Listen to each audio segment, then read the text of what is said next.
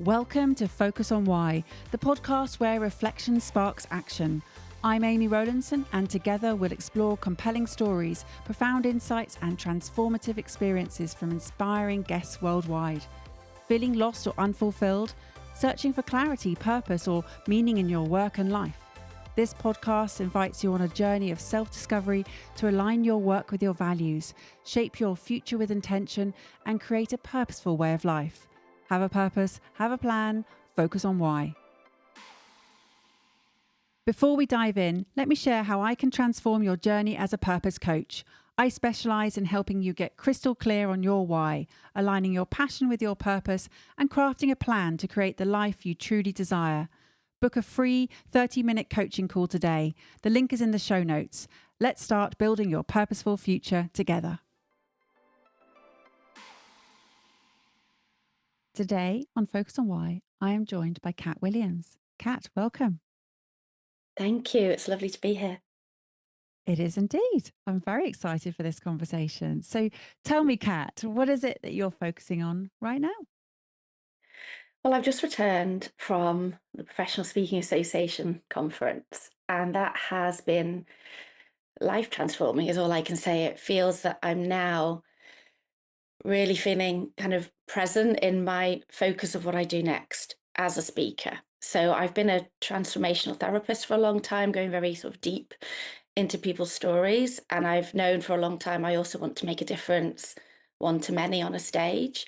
But I have been curious about what that real purpose is on the stage. And I feel now that I've actually just changed my LinkedIn profile yesterday to the Stallion Mind speaker, because I'm sure I'll get to it, but an analogy of our mind being like a powerful stallion that can either run the show or that we can get to help us with our purpose, get to take us forward to places that we couldn't possibly imagine. Because I think, as I'm sure many listeners will know, we don't fully understand the capacity of the mind, I think. And just like I like this visual of maybe Black Beauty, whatever's coming to people's minds, of this incredibly beautiful stallion-like potential that I don't think we fully understand, but I think we could harness it better. So that's what I'm focusing on. I think Kat Williams, a Stallion Mind speaker, it's come up yesterday. I mean, it's been there a long time, but it's suddenly like, I think that's it. That's it. Mm. It's so interesting how a metaphor can speak more than anything for what it is that you stand for. So tell me, what is it that the stallion has in terms of qualities that helps you to define this as your outwardly, or your description on LinkedIn, or your introduction onto a stage? Well, the truth is, and I know we're going to come to kind of synchronicities and serendipities and things. So as I look back now, I've never had an affinity with horses, and yet as my daughter was born, it was horses immediately. So I was suddenly into this world that I was watching continuously and not really understanding. And then within the talk I gave over the weekend in a competition, I told the truth of a moment in time where I saw a young girl kind of knocked off of a stallion because it was startled by a noise. And then the instructor swapped the rider, and a different rider got onto the same horse and just transformed that stallion. And that to me was this moment of clarity when I realized, as a transformational therapist, and I know also in terms of my own life, I think what I saw in that moment was that we know that at the end of the day we're an animal, and our subconscious is 95% of our thoughts are subconscious in our kind of animal instinctive reactive mind. So we're always wired with this sort of fear, and am I good enough, and and can I do this, and that's like the reactive stallion, that's the nervous, literally our nervous system. So it was like in that moment I saw the ability to calm a horse right in front of me, as that metaphor, like you've said, of if we could do that. And then this young girl that was a calm, confident rider herself, it just switched, and the horse suddenly seemed to just know what it was doing, and off it trotted. And I saw there's a life message in that the scared powerful horse, animal part of us can become absolutely focused, calm, relaxed. We live in opposites, we live in contrasts. So if we can be incredibly frightened, we can also be incredibly calm. If we can be very, cold, we can be very hot. So it was called sort of like, if one thing's possible, so is the opposite.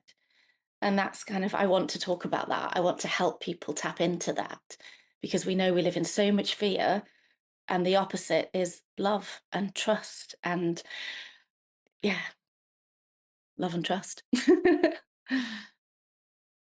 And at the heart of it, what I'm seeing and sensing is this through line of transformation. Yes, that's what I've always been looking for as I look back now. And many wise people kind of said life only makes sense in reverse. So as I look back, that's what I've always been searching for is how can I transform? How can I feel that I belong? How can I feel I can make a difference? What am I? We always say we're here for a reason. What's the reason? So I think I'm finally answering that question.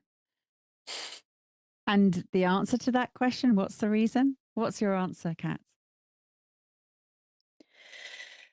I guess I'm still learning it. I think that's actually the beauty of even this conversation is I think actually for the first time I feel more content not to completely know, but to actually know that all of the moments building up to this moment right now with you, Amy, is enough to know that I know the purpose is to trust that I have a purpose, maybe.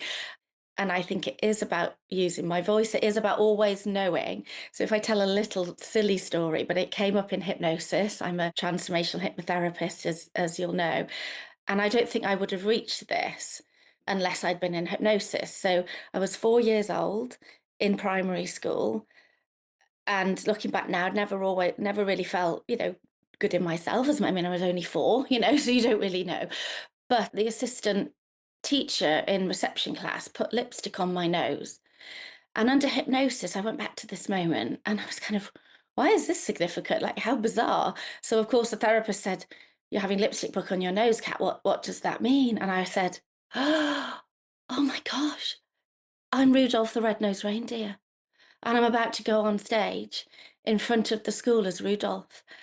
And I just felt this overwhelming like energy and kind of light of kind of that I want that's important. That's important. So I don't know, that's all I can tell you. I don't even know if that answers the question. But there's been this drive, I think, to deeply understand, I guess, my own pain and the pain and the fear of others. And then to do something with that, to stand on a stage and say, if I can stand here and shine, like you can too. And if I can, maybe if you can't tell your story, then I will, but I'll do it for the benefit of others. I feel emotional already, Amy. What are you doing Well, to me?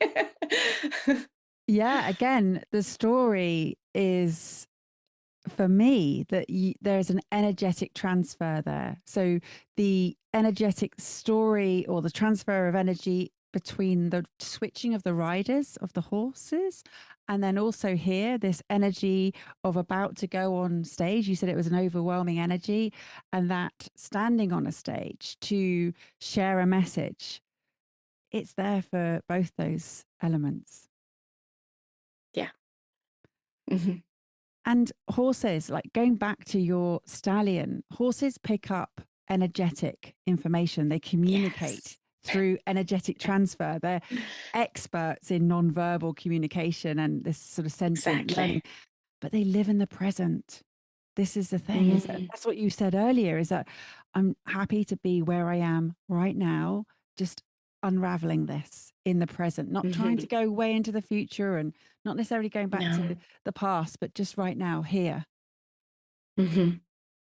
Yes, and I think that's what was come to me as you said that can be the blessing and the curse in the work I do, because exactly that, because our nervous system is like the stallion, and now this is my signature metaphor, which I'm fully owning and absolutely love for so many reasons. But one of them being this, that the moments that I take people back to in the negative. So how I work would be that positive moment came up for me in hypnosis as a 4-year-old. And that's so powerful to feel the love as well as the opposite, which is, of course, the fear. And so, what happens in my sessions is people go back to those fear moments, but the nervous system didn't know, just like you said, as the stallion or the horse, everything is in that moment. That moment is forever. So people will say to me like, "Oh, but that was ages ago. I don't really know if anything's going to come up. I don't think really remember my childhood. I don't think anything's really there of significance." But I said, "But when it happened to you, you had no concept of time, and that what that feeling was forever." As a 5-year-old or a 7 or whatever, it was forever. So we don't revisit it. We reprocess it, and then but what they realize is kind of like at that moment in time I thought maybe that was it, that I would always feel rejected, lost, shamed, afraid, anxious. And that's just what I heard in what you said, that it's a double side of things. And that's what I mean, is that then if we can learn to be the opposite, which I'm now feeling right now, of trust and presence and calm, that is also available to us.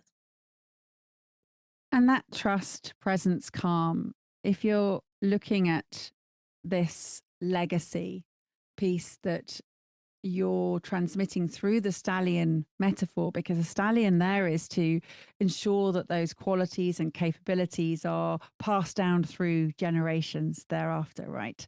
What is it that you want to live today to leave for tomorrow? I think to be this as much as I can. Again, what's come to mind is a lot of people will come to me with a very natural, well, not natural, a protector strategy of people pleasing. And this is the biggest thing that I've recovered from throughout my whole life would be, it's not about me. I have to help everybody else. It's all about everybody else. But another metaphor that I want to live is that I hope this makes sense to people, but people pleasing, I think it's like trying to be a torch in the dark. You're running around with a light, trying to find everybody and help everybody. And it's not about me. I've just one with the torch. It's all about you, and I'm going to guide you. And then I say to parents or anyone that comes, they kind of struggle with this shame almost of like, who am I to be focusing on myself? And who am I to think that I've got these traumas, and this self care is and loving myself is selfish? And I'm kind of the opposite of the torch analogy would be a lighthouse. If you stand tall and you shine bright, and coming back to the energy that we're talking about, the greatest gift I feel I can give to my children, to those that I care most about, is to say, as if I shine as brightly as I possibly can, you can see me, you can find me, but most importantly, you can see how you can shine too, hopefully. And then if we're a pattern of lights, a network of lights, we're actually uplifting everybody.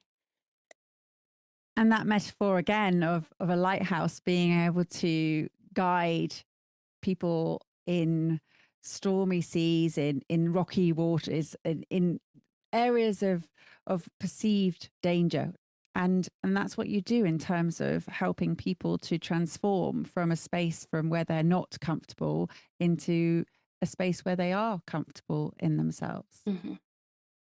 Yeah, absolutely. Tell me though, this life transforming conference that you went on, what has shifted for you? What has shifted? I think it is it's the trust. The biggest thing, the biggest emotional moment was actually not feeling so lonely. Because if I'm honest, and I want to be honest on this podcast, it's been loneliness my whole life, not feeling understood, not feeling seen, not having a sense of belonging. And so I felt this drive to do this as a speaker, to write a book that I've written, to write another one. But again, those are lonely things to do. So there was a moment with expert panels and speakers when people actually sort of owned the fact that this is a weird and lonely thing to be in. You stand on the stage on your own, you're in a business on your own. And yet the biggest thing I took away from this weekend is I'm not alone, and I'm finally in a room where other people have the drive to understand, I think, life lessons and turn them into life-changing moments for other people. And I sort of thought, finally, I've got people that are going to help me do that, and I don't have to do it on my own. And being in a room, Kat, with other people who are also choosing this way of life, this way of business, of earning a living through sharing messages, whether that be on the stage, in a podcast, through a book, in a workshop, in a masterclass, whatever it is, the way that they're doing it. You said that you didn't feel alone anymore, and yet we're still very much alone individually in our work. Yeah, so I think I felt aligned. I guess I know I still am on my own journey. Again, someone said everyone's replaceable, but they're not replicable. So I think it wasn't a sense of, I know I'm still very much on my own individual journey, but I feel aligned with other people that are on a parallel journey. Mm. I love that. I love that distinction. So that even though you're still owning your own space and you're being authentic in what you want to do, not changing your way to sort of morph into how someone else is doing what they're doing. It's just an understanding that there are people who are out there who are choosing this in parallel to work in this manner. And I hear you. I mean, it can be very lonely. And one of my particular actions to ensure that I fulfill after that conference was to reach out to people more regularly, to just pick up the phone, to send a quick message and just say, hey, how you doing? Fancy a virtual cuppa? Because it makes so much difference to just reach out in those moments of when you're feeling low or feeling a little bit, as you said, like you don't belong. Yeah, absolutely. And also to trust that those right people, there were so many miraculous synchronicity moments over the weekend that that's also what it gave me, aside from anything kind of professional, was even more of a trust in that universal timing. I mean, it was crazy, including sitting on the Sunday morning. I mean, talking about belonging and not feeling you belong. I've been a military wife for 26 years, and that's been again that theme of loneliness, of literally marrying somebody that leaves me continuously and marrying into a life where I can't control anything. And it was kind of like, what kind of self-torture is this, for a child that always felt like that, to then, and I know now about the power of the mind. And again, going back to that stallion mind, it likes what's familiar, even though it's sort of torturous. You kind of go, well, I know how to do this because I know how to do lonely, and I know how to do self-reliance, and I know how not to really expect anyone to be there. So I just lent into all of that. But then on Sunday morning, a fellow military wife I'd never met sat opposite me, and it was like that tingle moment of kind of, you're sitting here for a reason. I can't believe you've just said that. She'd actually been a midwife out in Germany. I gave birth to my son in Germany. And she said, well, it was just, we could go on, but what we'd also realized is that the day before we'd watched a military speaker who was incredible, John Peters, but we both felt a passion. What about the other side? Even the military will acknowledge that the harder job is to be left behind. And we were kind of, we've got something to say. I think, and people were very interested in what we had to say, but we'd hidden it. We'd hidden the military wife thing. We didn't think it mattered. And both of us are going to connect, just like you've said. We're going to pick up the phone and say, we're going to be on a little journey together, I think. We've got more to talk about.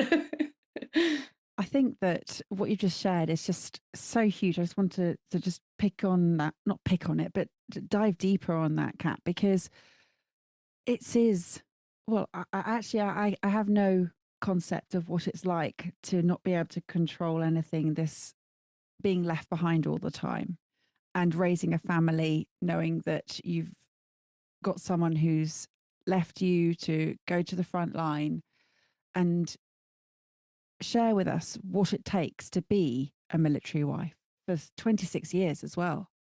It's hard to even explain. It's my life. So I'm sitting here with my tears welling, because the moments of being left behind, they never leave you.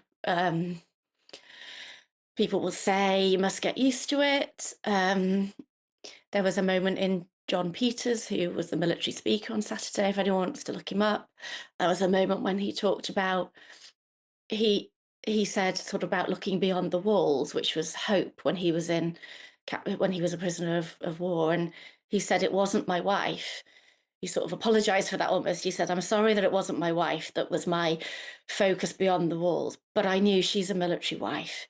She knows what she has, to do. She's capable, she's strong. And I'm sitting there with tears running down my face saying, like, she may well be, but that was me. And I don't know about strong. I mean, that's where my first book came from, because I was in that moment with my husband on the front line in Afghanistan, looking down the corridor at my front door. Behind the wire in Inverness, he was out with the Black Watch. And I knew that my front door, I could see through it. It was frosted glass. And I could picture that at any moment of the day or night, there could be a chaplain standing out there with the welfare officer next to him. And I would have to walk down the corridor and open the door, knowing that they were about to say, I'm sorry, Mrs. Williams, your husband's not coming home, or he's coming home physically or psychologically different. And I thought, and there was behind me, this is a true story, behind me on my wall was the Keep Calm and Carry On poster that I'd put there in a magnolia house, because all the walls are magnolia, they're all the same colour. And I had this bright red poster kind of jeering at me, keep calm and carry on. And I didn't know how. Even though we'd done Iraq at that point, we'd done Bosnia, Northern Ireland, I don't know what we'd done, but that was different. So that's was the moment where what do I do with this? What do I do with these 6-7 months? And a book came out of it with a red cover and white writing that's called Stay Calm and Content No Matter What Life Throws at You. And I wrote it for me, if I'm honest. It's got some military wife stories in it. It's got client stories in it that they wanted me to share, but really it was my note to self. Yeah. Kat, you say it never leaves you, and I'm not surprised, because it is that combination again of love and fear. And for you, they're forever entwined, because every time he goes to the front line or leaves you, love and fear are there. Yeah. Mm-hmm. Yes. Yeah. It's you mentioned that was your first book and that there's another book, but you didn't share what that might be. What is that? Well, it's changed from what it was going to be into the Stallion book now. I think it's going to have to be something about the stallion. And for some reason, I don't know if you've heard of the book Who Moved My Cheese? I Have you heard do. of that Yeah. book? Yeah. So I somehow want it to be not too big, sort of light-hearted, but also obviously deeply meaningful. Like, I think of people pick up the book Who Moved My Cheese. I couldn't tell you exactly, well, I could tell you roughly what it's about, but there's a deep, powerful message in it, delivered in a light-hearted, memorable kind of about mice and cheese, which it isn't. So I think at this point in time, I would be very proud if my Stallion book could be something like that, something easy to read, but something actually quite transformative, and with a simple metaphor and a simple message that people never forget. So let's see if I can do that. I'm sure you could. In fact, I know you can. And yeah, I mean, that book is fantastic, by Dr. Spencer Johnson. It really is a fabulous metaphor. In fact, they even made it into a very short YouTube video, which, well, is available on YouTube. And it's really quite brilliant, actually. In terms of what it represents, to not take for granted what's there, to prepare, and to understand that you have to move with change, that there's forever a changing environment around us. For you, being a military wife, Kat, is something that not only has it been an everyday occurrence for 26 years, but it's transformed who you are and how you show up in every moment, not just being a wife, but being in business, everything, how you show up. I'm sure it has. It can't not, right? Well, and I think that's going to become part of the message. And in fact, when I read Who Moved My Cheese, it was a given to me. I was kind of thinking, isn't this obvious? Because the enduring, the message I picked, I think there's a moment where the mouse has trainers around its neck, always ready to move. And I'm kind of, well, that's a military wife, of course. Like everything. I mean, there's several ways I've described it over the years. And one of them, I think a good friend said it first, you put your roots down as deeply and as quickly as possible, knowing that you rip them up again.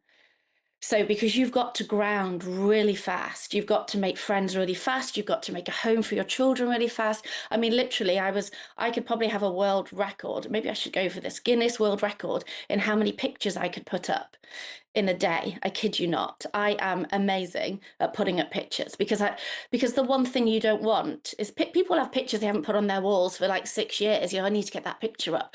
Ask a military wife. I could do 92 in a day. It's just bang, bang, bang, bang, bang. And I would just follow instinct to kind of different house, different magnolia walls. Here's the pictures. Where are they going to go? Done by the end of the day.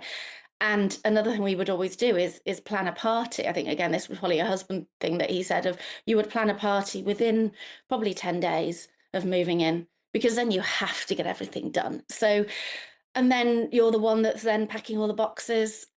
My dad reminded me yesterday, he counted them, but so I never counted them, but he said there were 100 one of the moves, So seeing the lorry outside your house again and all the boxes going in the lorry and remembering these silly things like you have to keep up, the number of military wives that have ended up with their passport packed in a box, that's a nightmare. Just silly things that we've had to learn to do. Yeah, maybe that's a different book. Well, you said you wrote the last one, Stay Calm and Content, and it was for yourself. It was for you predominantly. It was the message that you needed to hear. How often do you pick up that book? I don't. I mean, I don't need to, I suppose, because I wrote it, and that was the journey. So obviously, I'm like, now it's for everyone else. It's there. It's on Amazon. So no, writing it was what I needed, actually. And I did pick it up, a few times over the years and go, God, this is pretty good. Like, she's really helpful. Oh, I love that. Oh, that's, I was like, yeah, that's because you wrote it for you. And that's a really helpful bit. So occasionally, but no, not often. Although the quotes in it, I still refer to an awful lot. So yeah. Give us an example of one that you like to share. Well, there's the biggest one. I think there's probably two, but the one I share the most would be from a psychologist in the 60s, who was a psychotherapist as well, Nathaniel Brandon. And he says, and this is what I've been searching for, this is what a lot of people are searching for. It says, tell me how a person feels about themselves, and I'll tell you how successful they are in parenting, work, existence, and how high they are likely to rise. Then it says at the end, the reputation you have with yourself is the single most important factor in a fulfilling life. And so that's that lighthouse. That's the lighthouse. And if I look back, I was that's what I'd been searching for. And that's what a lot of my clients are searching for. And then they'll say, isn't it selfish to love yourself? And it isn't. And it isn't, because here's this guy saying it, like, trust me, believe me. And then the second powerful quote I like to share is from Shakespeare, from Hamlet. And he says, there is nothing either good or bad, but the thinking makes it so. So again, that was that moment in the kitchen in Inverness with the absolute fear. And I read that and was really well, that's just not true. Like, how on earth can this not, but hang on a minute. And then those two quotes together was right. How I feel about myself in this moment is what's going to make the difference. And that's what I was looking at as I imagined looking out over the patch, is what they call it, of military partners left behind. We're all in the sort of similar houses. We're all on this patch. And there was some sinking and self-medicating and feeling, just literally counting off the days that I never did. I thought, I'm never going to do that. I'm never going to cross off every day until he's home. That's not living. I can't do that. What I have to do is find a way to live, with love and with purpose until he's home. First of all, because he might not be coming home. And secondly, because I don't know the date he's coming home. Nobody can guarantee that. There's nothing you can guarantee. So I didn't never really understood, why would you cross off the days and then suddenly he's back a week later? That would just be deathly. So, yeah. Yeah, it's it's a cavernous difference between filling in the moments and creating fulfilling moments. And that's what I'm hearing is your understanding of how to be a military wife, is that you are making every moment matter. And I love the fact that you've quoted Shakespeare. My goodness, especially Hamlet. It's fabulous. In terms of what it is that you feel about yourself and how successful you are, in going back to Nathaniel Brandon's quote, what does success mean to you, Kat? How I feel right now. I've never felt this present. I've never felt this fulfilled. That's success, I think. And success as well for me is the feeling that I've almost already retired. Not that it has to be about that word, but I believe that if I would do this anyway, people ask that question, don't they, of what would you do if money wasn't an object? I would do this. I I would do this. So that's it. And I think that's tells me that I'm very proud of myself for reaching a point where I can not be coming back to the stallion. I've been that scared, agitated little girl or little animal mind of looking for something. And now it's kind of like the opposite of that is this trust that I found what I was looking for, but I don't need to know what I was looking for because what I was looking for was me. Of a kind of a sense of you're here for a reason. I'm much more spiritual these days, and I honestly believe I had a moment in Belfast Cathedral actually listening to the music of Hans Zimmer from Interstellar. And I was closed my eyes, and that music, oh my goodness me, it's my son's favorite film as well. So it felt very kind of, well, as we know, magical. And I had this vision of it's again, my son has played, he's older now, but he played the game Fortnite. And it's the vision, you fly into a certain place in this world, in this game Fortnite. And I had this kind of recognition that I know that consciousness is external to the human. That's my belief anyway, and that if we can pop into this world and out of it once, we can pop in and out multiple times. So I had this kind of recognition of how I chose to land in a kind of a fortnight type way in my little Welsh village with the parents, with my older brother, and that was that moment of clarity of going, it's all for you. It's all been for you. It's all been about a journey that you chose for a reason. And now that's when it all sort of made sense in reverse of what did I learn? And what were the messages in every experience I had that have brought me to this moment right now and whatever moments are to come. And so I think that's the question you asked. Success is feeling like this. Gosh, if you could put a soundtrack to success, Hans Zimmer Interstellar is a cracking one. My goodness, what a Mhm.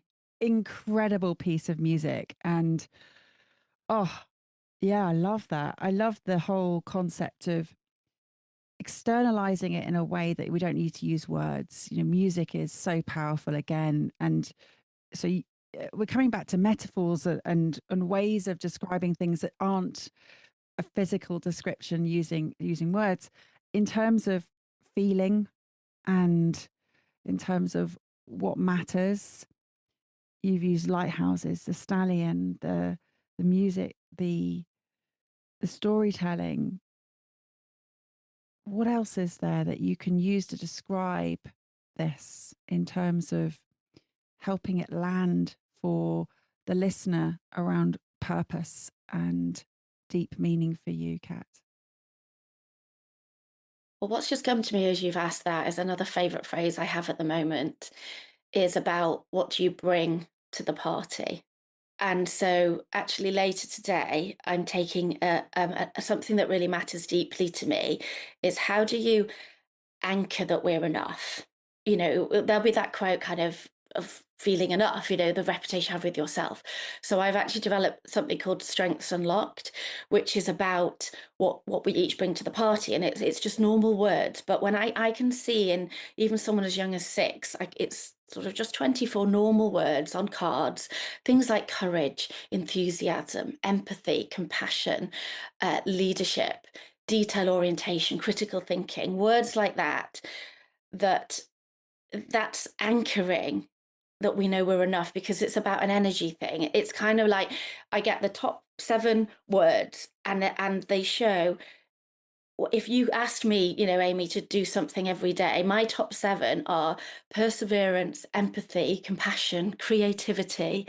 I'm going to forget some of them now. Enthusiasm, have I said that? Flexibility. But the point is, this is what I bring to the party. And it can be so helpful as well. I think another thing I'm very proud of myself. It's sad to let go of people in your life, but it is important to do that energetically because they're bringing their own things to the party. But if they don't want to be at your party, and they're actually bringing criticism, negativity, conflict, I just love that metaphor as well because it's not selfish to say this is the kind of party I want to have. This is the kind of party I want to create. This is the party that I offer, and I want to choose who's at my party.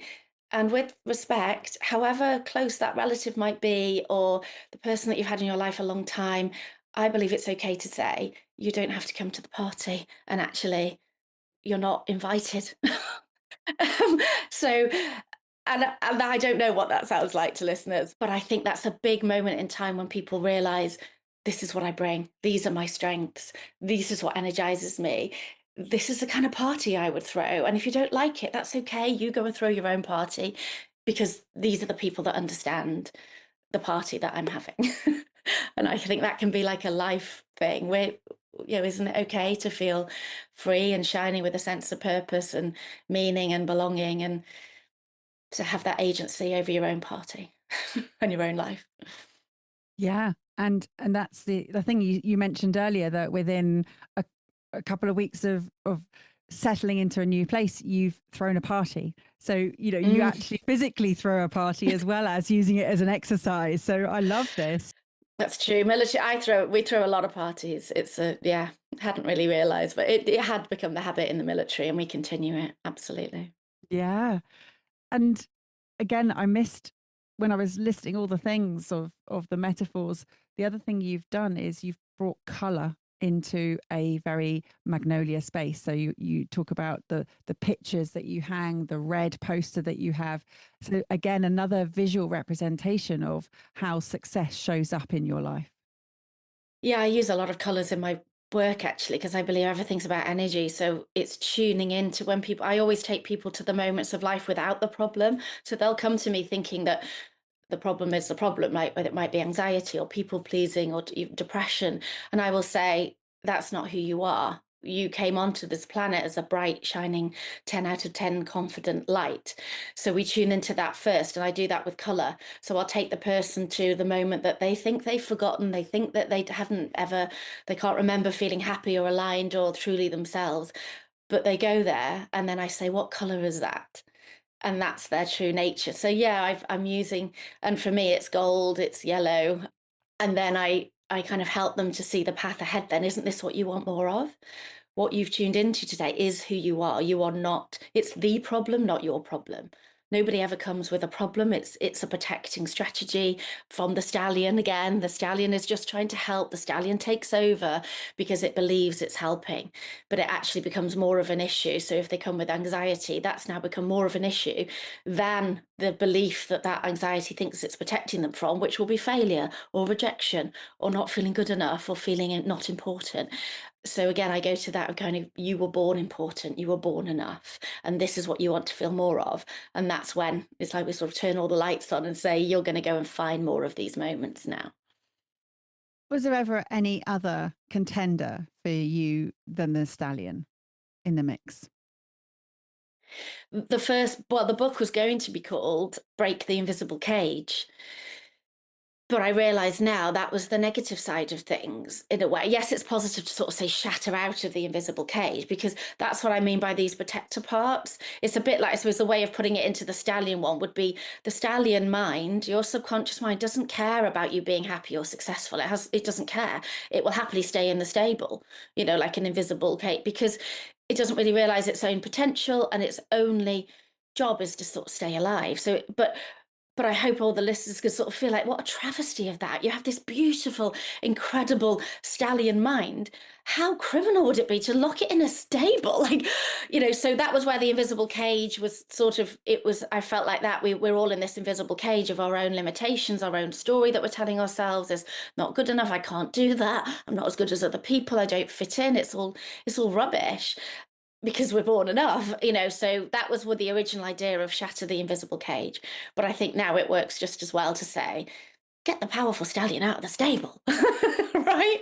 Let's ride this stallion. And then I put a cowboy hat on at the end of my talk and my analogy and say, it's not a protective hat like the British might wear. You're not falling off this stallion. You're a cowboy. You're riding off into the sunset of your dreams. Don't you worry about falling off. That's not. Just ride. Oh, you've got me thinking of the incredible show 1883. And I don't know if you've seen it, but if you haven't, I highly recommend it. It is the most beautiful cinematography that I have ever seen, but it is all around cowboys in terms of a journey and making a journey, a sort of getting to a place where they can truly belong, the set of people. Wow. Why stallion, not mare? That's a good question. I think I was talking about this over the weekend. I don't know. I think just maybe the Black Beauty thing, just the image of a black powerful stallion, and because I guess they are the most powerful of the horses. So, but yeah, as a woman, I kind of want it to be a mare now. It doesn't sound. I don't know. Doesn't quite have the same ring to it, but I hear you in terms of the energy that it brings and the space that it holds. I hear you. Mhm. Kat, there has been an incredible amount of effervescence throughout this. You said earlier that enthusiasm is your energy that you bring, and you do with the Top creativity, strength. with the perseverance, the empathy, the compassion, the creativity, the flexibility. There was one more, but I don't know if you've remembered your seventh. Yeah, it'll come It back to does. me just right after the show. Yeah. I have one small question. There is this problem that people hold on to, which is they don't feel that they're enough. They're not good enough. How is it possible for people to measure the enough element of it? To measure, I don't think I know how to answer that. And I don't think people do either. And that's what part of the problem is, right? That enough is immeasurable. Yeah, I don't think. But I think what's just come to me is the presence. It's the moments of, I think, the tingle moments or the goosebump moments. And I think for me, it's what you would do, a bit like we were saying, what you would do if what's the thing that you offer. I suppose, like, I would sit for hours if someone came round and just wanted to talk. I think that's how you measure it. What would you do when no one's watching? There's no money attached. You don't need to do it, but you do it anyway. And that's the strengths for me. And a really quick story. I was talking about strengths. It was in a school, and it was one of these kind of mock interview things. And a young girl, she was only 15, she came to me, or 16, and she couldn't see her worth. And then I said, "Oh, tell me about, do you have a Saturday job or anything?" It was kind of, what do you want to do with your life and all of that, which you're not supposed to know at 16. And she said, "Oh, I'm not really good at anything really. What do you do at the weekends?" "Oh, I work in Marks and Spencer's on a Saturday. And I like fit bras in the bra department." And I was kind of, hang on a minute. They don't choose a young woman at 16 to do a job like that for no reason. you will have shining empathy and compassion and relational skills to be able to do a job like that. And I can see it and I can feel it, and that's your gold. And I hope she left that conversation going, oh, yeah, you're a relational person. Go and find a relational job and you're going to shine. Is it so interesting when you hold up a mirror to someone else to be able to see who they truly are? And it is there. The clues are there. They're always there. And I love that you were able to do that for her so young as well, because what a gift that was for her. She can now take that understanding of and build on it. So, Kat, bravo. Well done. Thank you. And I mean that in every sense, in everything you're doing. How you do one thing is how you do everything. And this is being echoed throughout the whole conversation today. So thank you. The listener is dying to know how they can get hold of you. What's the best way for them to reach out? Probably via my website, which is buildingyourconfidence.com. Find me on LinkedIn, Kat Williams, and I'm Kat with Confidence on Instagram. Amazing. Thank you. Well, they're all in the show notes, those links. So head over there and connect with Kat now. Kat, thank you so much for coming on Focus on Why. It has been a pleasure, a privilege, and I feel that we could have gone on into so many different spaces. So maybe a return journey is needed at some point when that book is written. Please do reach out. Have you got some final words, please, for the listener? I don't know if I have, other than to tune into whatever metaphor has made most sense to you. But I think the most powerful one, yes, there's the stallion, but there's also the lighthouse. And I do want to say to people, I think if you're listening to this podcast, it's for a reason.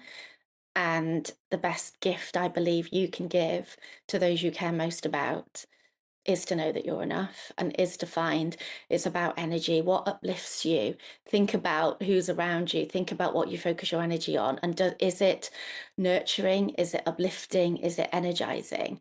Does it make you feel yellow, golden, whatever your favorite color might be? And if it helps you to shine, that is the greatest gift that you can give to your children, to those you care about, to those around you. So shine, and then they can see that they can do it too. This episode's over, but let's keep the conversation going. How has this episode impacted you? Share your insights, takeaways, and reflections with actions on social media, or leave a review on Apple Podcasts. Your feedback creates powerful ripple effects, helping others to discover its value. Want to dive deeper into purpose? Check the show notes for links on how to work with me, where to buy my new book, Focus on Why, Create a Purposeful Way of Life, available in paperback, ebook, and audiobook, and where to sign up for Friday Focus, my weekly newsletter. Have a purpose, have a plan, focus on why.